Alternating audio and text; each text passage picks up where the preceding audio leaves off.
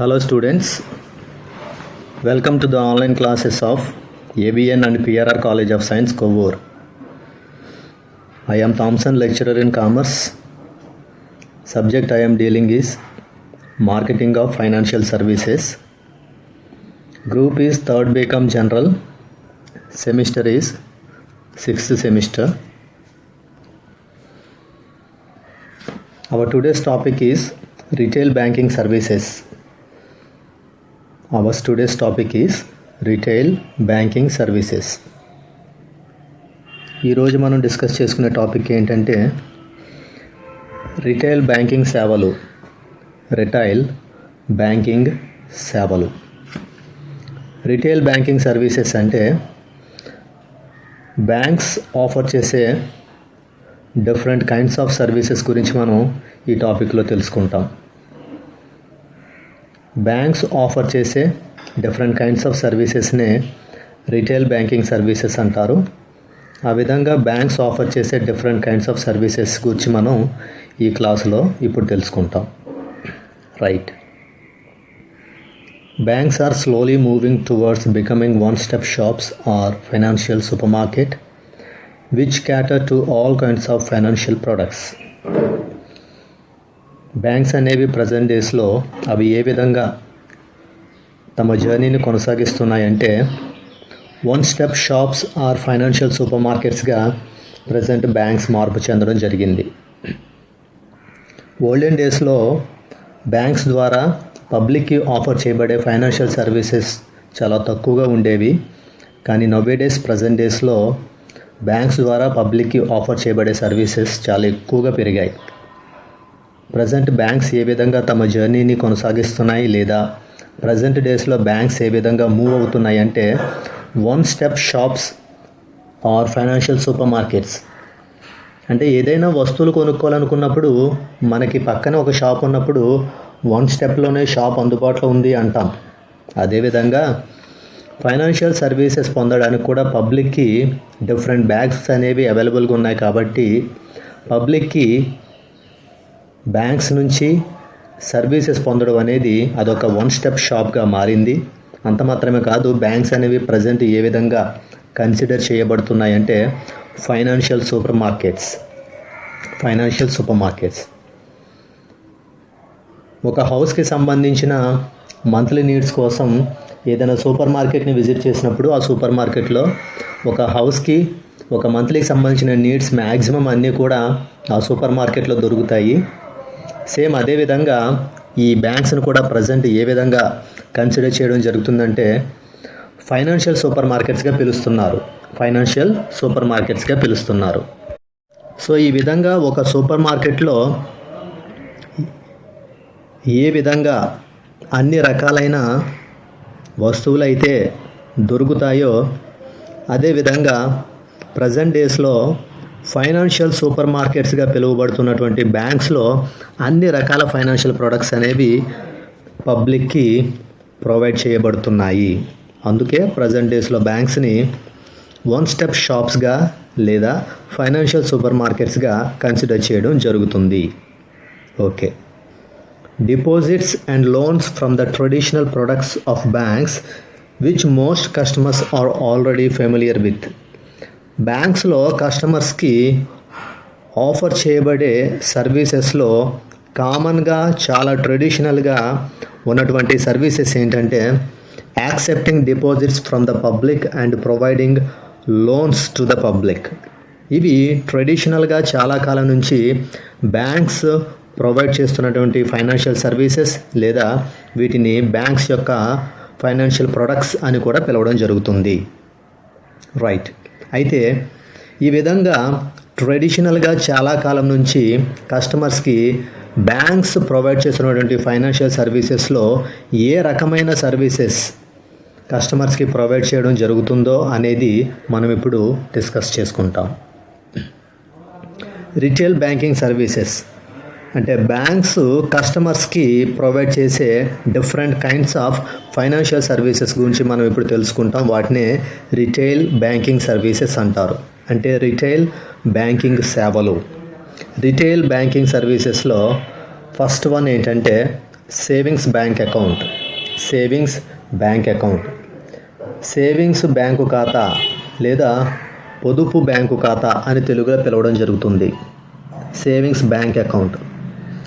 Savings bank account అనేది mainly పబ్లిక్లో saving హ్యాబిట్ని promote చేయాలనే ఉద్దేశంతో బ్యాంక్స్ స్టార్ట్ చేసిన అకౌంట్స్ ఇవి. ఈ విధంగా పబ్లిక్లో సేవింగ్స్ హ్యాబిట్ని ప్రమోట్ చేసి ఆ సేవింగ్ చేసుకున్న అమౌంట్స్ని వాళ్ళు ఎప్పుడైతే ఫ్యూచర్లో అవసరం అవుతుందో అప్పుడు మనీని విత్డ్రా చేసుకుని అవసరాన్ని ఫుల్ఫిల్ చేసుకోవడానికి ఈ సేవింగ్స్ బ్యాంక్ అకౌంట్స్ అనేవి బాగా హెల్ప్ అవుతాయి. ఈ విధంగా ఎవరైతే పబ్లిక్ ఫ్యూచర్లో ఎప్పుడైనా అవసరమైనప్పుడు వాడుకునే విధంగా ఉపయోగించుకునే విధంగా కొంత అమౌంట్ని బ్యాంక్లో సేవ్ చేసుకుంటారు. ఈ విధంగా పబ్లిక్లో సేవింగ్ హ్యాబిట్స్ని ఇంక్రీజ్ చేయాలి, సేవింగ్ హ్యాబిట్స్ని ప్రమోట్ చేయాలి అనే ఉద్దేశంతో బ్యాంక్స్ స్టార్ట్ చేసినటువంటి అకౌంట్స్ సేవింగ్స్ బ్యాంక్ అకౌంట్స్. అంటే ప్రజలలో పొదుపు అలవాట్లను పెంపొందించేందుకు బ్యాంకులు నిర్వహించే ఖాతాలే పొదుపు బ్యాంకు ఖాతాలు. ప్రజల్లో పొదుపు అలవాట్లు పెంపొందించాలి. ప్రజల్లో పొదుపు అలవాట్లు పెంపొందించడం ద్వారా ప్రజల యొక్క జీవన ప్రమాణాలు మెరుగుపడతాయి. అంత మాత్రమే కాకుండా ప్రజల్లో పొదుపు అలవాట్లు పెంపొందించి ప్రజలు చేసిన పొదుపు మొత్తాలు బ్యాంకులలో డిపాజిట్లు చేయబడితే బ్యాంకుల యొక్క లిక్విడిటీ అనేది పెరుగుతుంది. బ్యాంకుల్లో నగదు నిల్వలు పెరిగి బ్యాంకులు మంచి పటిష్టమైన స్థితిలో ఉండడం వల్ల అది దేశ ఆర్థిక వ్యవస్థకు ఎంతగానో ఉపయోగపడే ఒక ముఖ్యమైన విషయం. సో ఆ విధంగా ప్రజల్లో పొదుపు అలవాట్లను పెంపొందించడానికి బ్యాంకులు నిర్వహించే ఖాతాలనే పొదుపు బ్యాంకు ఖాతాలు అంటారు. ఈ పొదుపు బ్యాంకు ఖాతాలపై బ్యాంక్స్ వడ్డీలు కూడా చెల్లించడం జరుగుతుంది. సో ఈ విధంగా పబ్లిక్లో సేవింగ్స్ హ్యాబిట్ని ప్రమోట్ చేయడానికి బ్యాంక్స్ స్టార్ట్ చేసిన ఈ అకౌంట్స్నే సేవింగ్స్ బ్యాంక్ అకౌంట్స్ అంటారు. ఈ సేవింగ్స్ బ్యాంక్ అకౌంట్ వల్ల పబ్లిక్ ఎవరైతే సేవ్ చేసుకున్న అమౌంట్స్ ఉంటాయో ఆ అమౌంట్స్ని వాళ్ళకి ఎప్పుడైతే నెసెసిటీ ఉంటుందో అప్పుడు ఆ అమౌంట్స్ని యూజ్ చేసుకుని వాళ్ళ యొక్క నీడ్స్ని ఫుల్ఫిల్ చేసుకోవడానికి వీలుంటుంది.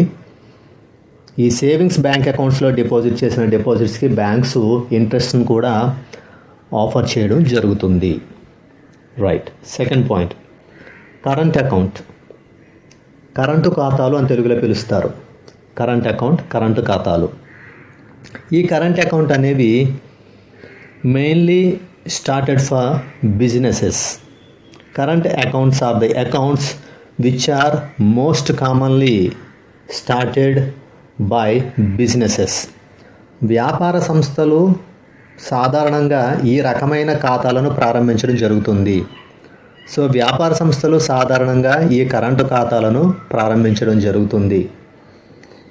ఈ కరెంటు ఖాతాల్లో ఉన్నటువంటి డిపాజిట్స్ ఏవైతే ఉంటాయో ఆ డిపాజిట్స్ని చెక్స్ రూపంలో వాళ్ళు తీసుకునే వీలు కలిగించడం జరుగుతుంది. ఈ విధంగా కరెంట్ అకౌంట్స్కి సంబంధించిన డిపాజిట్ అమౌంట్స్ని చెక్కు ద్వారా తీసుకునే ఫెసిలిటీ బ్యాంక్స్ బిజినెసెస్కి ఆఫర్ చేయడం జరుగుతుంది.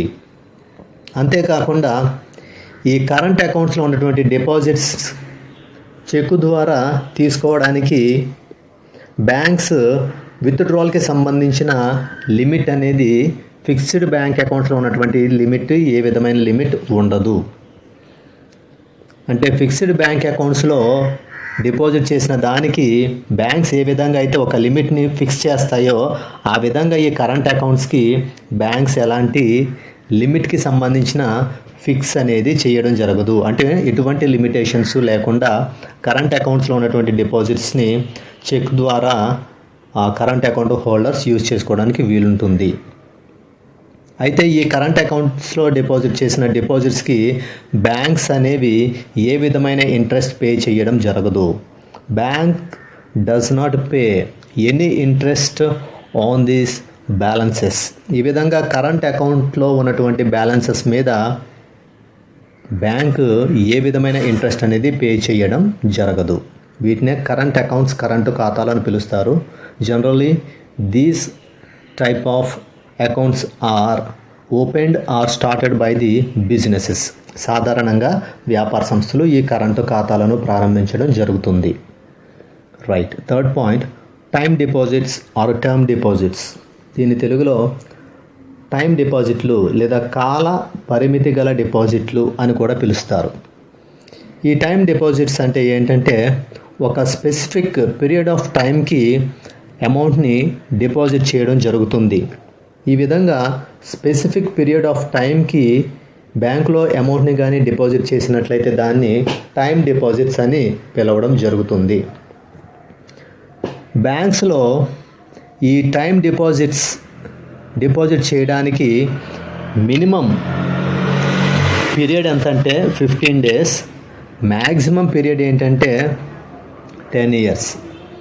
ఈ విధంగా మినిమం 15 daysకి మ్యాక్సిమం 10 years లోపు ఈ స్పెసిఫిక్ పీరియడ్ ఆఫ్ టైంని దృష్టిలో పెట్టుకుని ఎవరైనా పర్సన్స్ బ్యాంక్స్లో ఈ టైం డిపాజిట్స్ తీసుకోవచ్చు. ఈ టైం డిపాజిట్స్ ఎంత స్పెసిఫిక్ పీరియడ్ ఆఫ్ టైంకి అయితే తీసుకోవడం జరుగుతుందో ఆ పీరియడ్ ఆఫ్ టైం కంప్లీట్ అవ్వగానే ఆ అకౌంట్స్లో ఉన్నటువంటి డిపాజిట్ చేసిన అమౌంట్స్ తిరిగి అకౌంట్ హోల్డర్స్కి రీపే చేయడం జరుగుతుంది.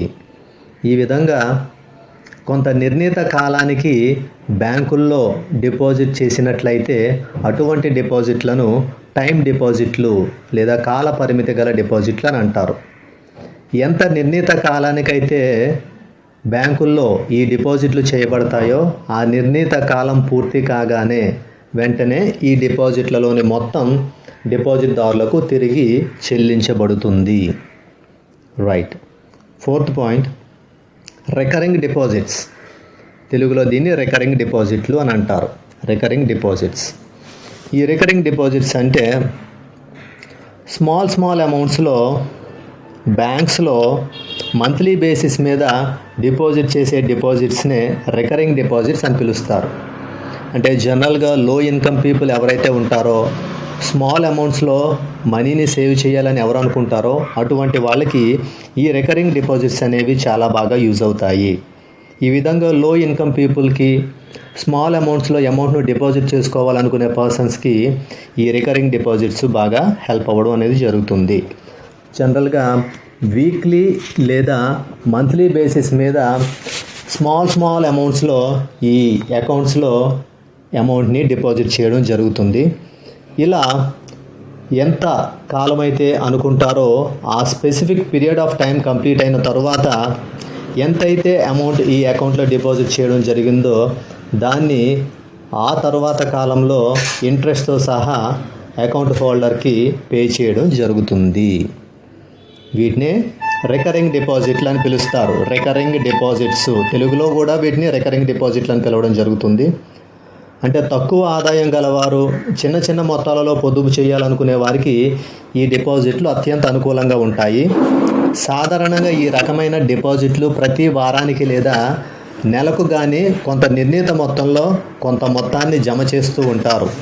ఆ విధంగా కొంత మొత్తాలను కొంత నిర్ణీత కాలం వరకు డిపాజిట్ చేసిన తర్వాత ఆ నిర్ణీత కాలం పూర్తి కాగానే ఆ ఖాతాలో డిపాజిట్ చేసిన సొమ్ము మొత్తాన్ని తిరిగి ఖాతాదారుడికి వడ్డీతో సహా తిరిగి చెల్లించడం జరుగుతుంది.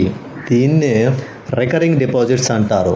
The recurring deposits are most useful and helpful deposits for the people, those who are having the low incomes, those who want to deposit amount in small amounts. ఈ విధంగా లో ఇన్కమ్ పీపుల్కి స్మాల్ అమౌంట్స్లో ఇన్కమ్ని డిపాజిట్ చేసుకుందాం అనుకున్న పర్సన్స్కి ఈ deposits recurring deposits చాలా హెల్ప్ఫుల్గా ఉంటాయి. ఎవ్రీ వీక్ లేదా ఎవ్రీ మంత్కి ఒక స్పెసిఫిక్ అమౌంట్ని ఒక స్మాల్ అమౌంట్ని డిపాజిట్ చేసుకుంటూ ఒక స్పెసిఫిక్ పీరియడ్ వరకు డిపాజిట్ చేయడం జరుగుతుంది. ఆ స్పెసిఫిక్ పీరియడ్ కంప్లీట్ అవగానే అకౌంట్లో క్రెడిట్ అయిన అమౌంట్ని అకౌంట్ హోల్డర్కి ఇంట్రెస్ట్తో సహా తిరిగి రీపే చేయడం జరుగుతుంది. నెక్స్ట్ ఏంటంటే నో ఫ్రిల్ అకౌంట్స్. వీటిని తెలుగులో కనీస నిల్వ ఖాతాలు అని పిలుస్తారు. ఈ నో ఫ్రిల్ అకౌంట్స్ అంటే నిల్ బ్యాలెన్స్తో కానీ మినిమం బ్యాలెన్స్తో కానీ అకౌంట్స్ ఓపెన్ చేసినట్లయితే అటువంటి అకౌంట్స్ని నో ఫ్రిల్ అకౌంట్స్ అని పిలుస్తారు. అంటే నిల్ బ్యాలెన్స్ అంటే జీరో బ్యాలెన్స్తో కానీ లేదా వెరీ లో ఆర్ మినిమం బ్యాలెన్స్తో అకౌంట్ ఓపెన్ చేసుకోవడానికి ఫెసిలిటీ ఉన్నటువంటి అకౌంట్స్నే నో ఫ్రిల్ అకౌంట్స్ అని పిలుస్తారు. అదర్ అకౌంట్స్తో కంపేర్ చేసి చూసినప్పుడు ఈ నో ఫ్రిల్ అకౌంట్స్కి జనరల్గా ప్రొవైడ్ చేయబడే సర్వీసెస్ చాలా లిమిటెడ్గా ఉంటాయి. నో ఫ్రిల్ అకౌంట్స్ అంటే తెలుగులో కనీస నిల్వ ఖాతాలు. కనీస నిల్వ ఖాతాలు అంటే సున్నా నిల్వతో కానీ లేదా కనీస నిల్వతో కానీ ప్రారంభించడానికి వీలున్న ఖాతాలను కనీస నిల్వ ఖాతాలు అని అంటారు. ఈ విధంగా సున్నా నిల్వతో కానీ అంటే జీరో బ్యాలెన్స్తో కానీ లేదా మినిమం బ్యాలెన్స్తో కానీ ఖాతాలు ప్రారంభించడానికి వీలున్న ఖాతాలు కనీస నిల్వ ఖాతాలు. అయితే మిగిలిన ఖాతాలతో పోల్చి చూసినప్పుడు ఈ ఖాతాలకు అంటే కనీస నిల్వ ఖాతాలకు బ్యాంకుల నుంచి అందించబడే సౌకర్యాలు కొంచెం తక్కువగా స్వల్పంగా ఉంటాయి. అయితే నో ఫ్రిల్ అకౌంట్స్ యొక్క మెయిన్ పర్పస్ ఏంటంటే ఎక్కువ మందికి బ్యాంక్ అకౌంట్స్ ఓపెన్ చేయాలి అనే ఉద్దేశంతోనే ఈ నో ఫ్రిల్ అకౌంట్స్ని ఇంట్రడ్యూస్ చేయడం జరిగింది. అంటే ప్రజల్లో ఎక్కువగా పొదుపులను భారీ స్థాయిలో ప్రోత్సహించాలనే ఉద్దేశంతో ప్రభుత్వం ద్వారా బ్యాంకులు ప్రారంభిస్తున్న ఖాతాలే ఈ కనీస నిల్వ ఖాతాలు. ఈ విధంగా ఎక్కువ మందిని దేశంలో ఉన్నటువంటి ప్రజల్లో ఎక్కువ మందిని బ్యాంకింగ్ సర్వీసెస్ యొక్క పరిధిలోకి తీసుకురావాలనే ఉద్దేశంతో ప్రజలందరికీ సాధ్యమైనంత వరకు బ్యాంకు ఖాతాలు కల్పించాలనే ఉద్దేశంతో ప్రభుత్వము బ్యాంకుల ద్వారా చేస్తున్నటువంటి ఒక కార్యక్రమమే కనీస నిల్వ ఖాతాల ప్రారంభం, opening of no frill accounts. Opening of no frill accounts. So వీటిలో జీరో బ్యాలెన్స్తో కానీ మినిమం బ్యాలెన్స్తో కానీ అకౌంట్స్ ఓపెన్ చేయొచ్చు. ఈ విధంగా ఓపెన్ చేసిన అకౌంట్స్కి అదర్ అకౌంట్స్తో కంపేర్ చేసి చూస్తే ఆఫర్ చేయబడే సర్వీసెస్ కొంచెం లిమిటెడ్గానే ఉంటాయి. ఈ అకౌంట్స్ యొక్క మెయిన్ పర్పస్ ఏంటంటే ఎక్కువ మందితో బ్యాంక్ అకౌంట్స్ ఓపెన్ చేయించాలి, ఎక్కువ మందికి బ్యాంక్ సర్వీసెస్ని అవైలబుల్ చేయాలి అనే ఉద్దేశంతోనే ఈ అకౌంట్స్ అనేవి ఇంట్రడ్యూస్ చేయడం జరిగింది. నెక్స్ట్ 6th పాయింట్ ఏంటంటే హౌసింగ్ లోన్స్, గృహ రుణాలు. హౌసింగ్ లోన్స్ హౌస్ కన్స్ట్రక్షన్ చేసుకునే పర్సన్స్కి ఆ హౌస్ కన్స్ట్రక్షన్కి అవసరమైన అమౌంట్ని ప్రొవైడ్ చేసే ఉద్దేశంతోనే బ్యాంక్స్ ద్వారా ప్రొవైడ్ చేయబడే లోన్స్ని హౌసింగ్ లోన్స్ అని పిలవడం జరుగుతుంది. ఈ విధంగా ఎవరైతే గృహాలు నిర్మించాలి అని అనుకుంటారో ఆ విధంగా గృహాల నిర్మాణానికి అవసరమయ్యే ఆర్థిక వనరులను సమకూర్చే ఉద్దేశంతో బ్యాంకుల ద్వారా అందించబడే రుణాలే గృహ రుణాలు, హౌసింగ్ లోన్స్. ఈ విధంగా గృహాలు నిర్మిస్తున్న వ్యక్తులకు ఆ గృహ నిర్మాణానికి అవసరమయ్యే అన్ని రకాల ఆర్థిక వనరులు బ్యాంకుల ద్వారా సమకూర్చబడతాయి. వీటినే హౌసింగ్ లోన్స్, గృహ రుణాలు అని పిలవడం జరుగుతుంది. Next 7th point personal loans, వ్యక్తిగత రుణాలు. పర్సనల్ లోన్స్, వ్యక్తిగత రుణాలు అంటే ఈ పర్సనల్ లోన్కి ఉన్నటువంటి మరో పేరు ఏంటంటే అన్సెక్యూర్డ్ లోన్. వీటిని హామీ లేని రుణాలని కూడా అంటారు. అంటే పర్సనల్ లోన్స్లో ఒక పర్సన్కి ఇండివిజువల్గా లోన్ ప్రొవైడ్ చేయడం జరుగుతుంది కాబట్టి వీటిని అన్సెక్యూర్డ్ లోన్గా పిలుస్తారు. మ్యాక్సిమం సిచ్యువేషన్స్లో పర్సనల్ లోన్ తీసుకునే వారికి ఏ విధమైనటువంటి కోలాటరల్ సెక్యూరిటీ బ్యాంక్ దగ్గర ఉండదు. ఈ విధంగా ఎవరైతే పర్సనల్ లోన్కి రిక్వెస్ట్ చేసుకున్నారో అటువంటి పర్సన్స్ ఎటువంటి కోలాటరల్ సెక్యూరిటీని బ్యాంక్ దగ్గర పెట్టకుండానే వాళ్ళు బ్యాంక్ దగ్గర లోన్ని తీసుకోవడం జరుగుతూ ఉంటుంది. అందుకే ఇటువంటి పర్సనల్ లోన్స్ని ఏమని పిలుస్తారంటే అన్సెక్యూర్డ్ లోన్ అని పిలుస్తారు. అంటే వ్యక్తిగత రుణాలను హామీ లేని రుణాలుగా పిలవడం జరుగుతుంది.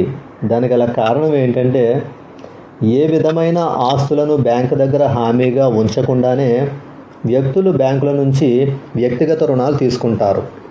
బ్యాంకు దగ్గర ఏ విధమైన అనుషంగిక ఆస్తులను హామీగా పెట్టకుండా బ్యాంకుల నుంచి వ్యక్తులు ఈ రకమైన రుణాలు తీసుకోవడం జరుగుతుంది కాబట్టి ఈ రకమైన రుణాలను హామీ లేని రుణాలు అని కూడా అంటారు.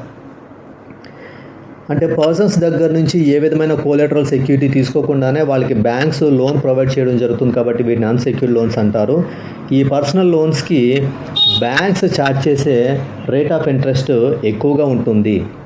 ఎందుకంటే పర్సన్స్ దగ్గర నుంచి అంటే ఇండివిజువల్ పర్సన్స్ దగ్గర నుంచి ఏ విధమైన సెక్యూరిటీ లేకుండానే బ్యాంక్స్ ఇటువంటి లోన్స్ ప్రొవైడ్ చేస్తున్నాయి కాబట్టి ఇటువంటి లోన్స్ విషయంలో అంటే పర్సనల్ లోన్స్ విషయంలో బ్యాంక్స్ ఆ ఇండివిజువల్ పర్సన్స్ నుంచి కలెక్ట్ చేసే రేట్ ఆఫ్ ఇంట్రెస్ట్ ఎక్కువగా ఉంటుంది. వ్యక్తిగత రుణాల్లో బ్యాంకులు వసూలు చేసే వడ్డీ ఎక్కువగా ఉంటుంది. ఎందుకంటే ఏ విధమైన అనుషంగిక ఆస్తులను హామీగా పెట్టుకోకుండానే బ్యాంకులు వ్యక్తులకు వ్యక్తిగత రుణాలు మంజూరు చేయడం జరుగుతుంది కాబట్టి బ్యాంకులు ఈ రుణాలపై అధిక వడ్డీని వసూలు చేస్తాయి. Next 8th point education loans, విద్యా రుణాలు. ఎవరైతే మిడిల్ క్లాస్ పీపుల్ ఉంటారో అటువంటి మిడిల్ క్లాస్ పీపుల్ హైయర్ ఎడ్యుకేషన్ని వాళ్ళకి ప్రొవైడ్ చేయడానికి అటువంటి మిడిల్ ఎడ్యుకేషన్ పీపుల్కి బ్యాంక్స్ ప్రొవైడ్ చేసే ఎడ్యుకేషన్ పర్పస్ లోన్స్ని ఎడ్యుకేషన్ లోన్స్ అని పిలుస్తారు. అంటే మధ్యతరగతి కుటుంబాలలో ఉన్నత విద్యను ప్రోత్సహించడానికి బ్యాంకులు అందించే రుణాలను విద్యా రుణాలుగా పిలుస్తారు.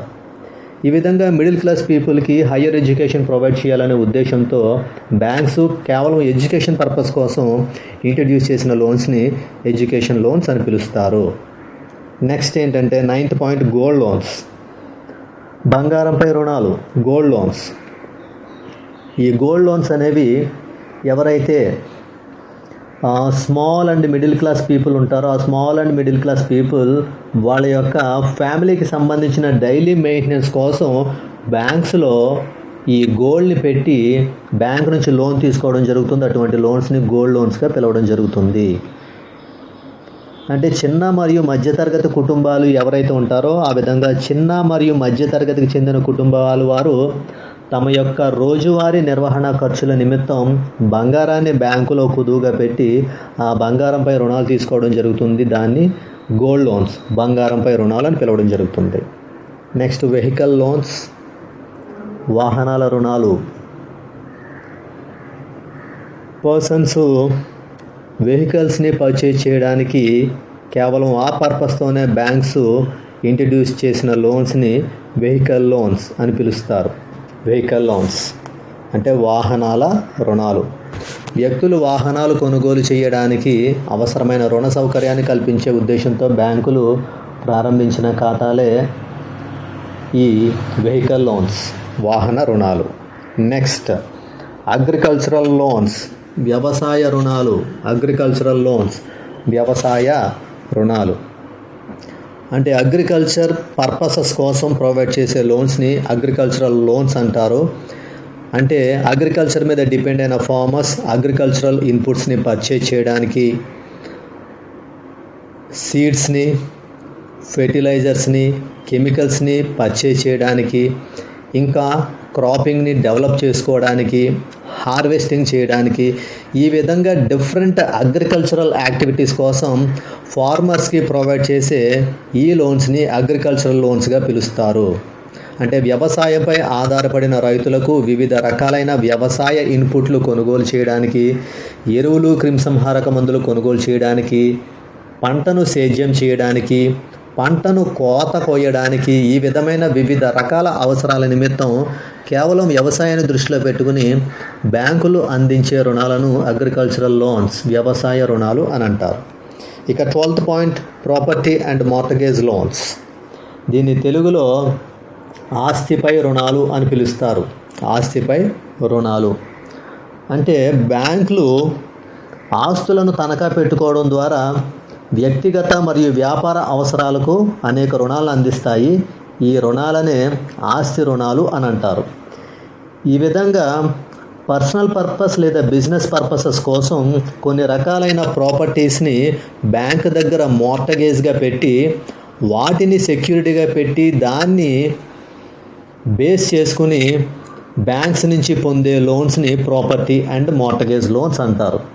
ఈ విధంగా బ్యాంక్స్ దగ్గర ఏ ప్రాపర్టీస్ని అయితే మోర్టగేజ్గా పెట్టి లోన్ తీసుకోవడం జరుగుతుందో అటువంటి ప్రాపర్టీ అండ్ మోర్టగేజ్ లోన్స్ని స్పెసిఫిక్ పీరియడ్ ఆఫ్ టైం తర్వాత తిరిగి రీపే చేయాల్సిన అవసరం ఉంది. ఈ విధంగా ఏ ప్రాపర్టీస్ని అయితే బ్యాంక్ దగ్గర మోర్టగేజ్ చేసి లోన్ తీసుకోవడం జరిగిందో ఆ లోన్స్ని స్టిప్యులేటెడ్ టైంలో కానీ తిరిగి రీపే చేయకపోతే ఎటువంటి ప్రాపర్టీస్ అయితే బ్యాంక్ దగ్గర మోర్టగేజ్ చేయడం జరిగిందో అటువంటి ప్రాపర్టీస్ని సీజ్ చేసి సేల్ చేసుకునే రైట్ బ్యాంకుకి ఉంటుంది. వీటినే ప్రాపర్టీ అండ్ మోర్టగేజ్ లోన్స్ అంటారు. అయితే ఆస్తులు తనఖా పెట్టడం ద్వారా బ్యాంకులు వ్యక్తిగత వ్యాపార అవసరాలకు రుణాలు ఇస్తాయి.